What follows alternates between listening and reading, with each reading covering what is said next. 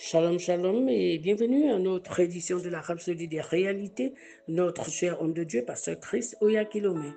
Nous sommes mercredi 12 février 2025 et Pasteur Christ, dans la Rhapsodie d'aujourd'hui, nous enseigne sur le thème Recevoir le don de la vie éternelle. Il tire son verset d'ouverture du livre de Romains, chapitre 6, verset 23, dans la version King James, qui dit car le salaire du péché, c'est la mort, mais le don de Dieu, c'est la vie éternelle à travers Jésus-Christ, notre Seigneur. Parce que Christ explique et il dit, en prêchant l'Évangile, nous devons faire savoir au monde que Dieu a déjà la vie éternelle disponible comme un cadeau à tous les hommes. Un cadeau, c'est-à-dire un don, est une chose donnée volontairement, sans paiement en retour, généralement pour montrer de la faveur, de l'honneur, de l'appréciation ou pour exprimer de l'amour envers quelqu'un. L'essence d'un don est qu'il ne s'agit pas de quelque chose que vous travaillez ou vous vous efforcez de gagner. C'est gratuit. Nous lisons dans notre verset d'ouverture que le don de Dieu, c'est la vie éternelle. Dieu l'a offerte gratuitement en Jésus-Christ. N'est-ce pas merveilleux? Il savait que quels que soient nos efforts, nos bonnes œuvres ne nous qualifieraient pas pour recevoir la vie éternelle. Par conséquent, il a rendu disponible comme un cadeau. Rappelez-vous les paroles du Seigneur Jésus dans Jean 3, verset 16. Car Dieu a tant aimé le monde qu'il a donné son Fils unique afin que quiconque croit en lui ne périsse point, mais qu'il ait la vie éternelle.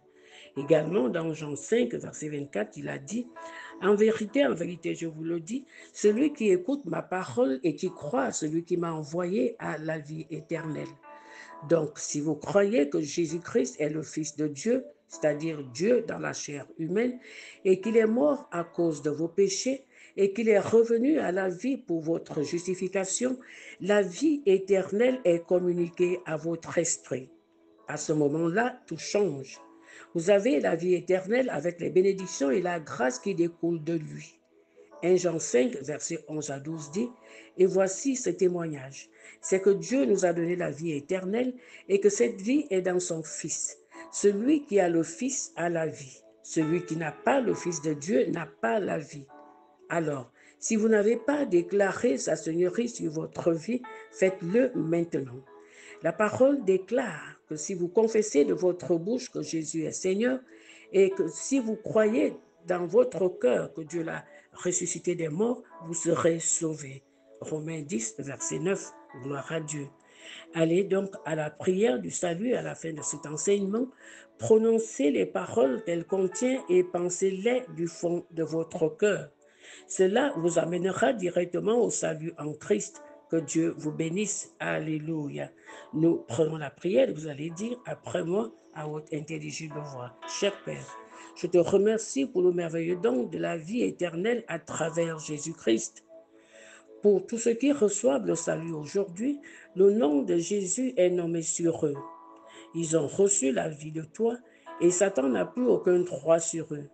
Ils appartiennent à Jésus et sont des membres du corps de Christ. Amen. Alléluia.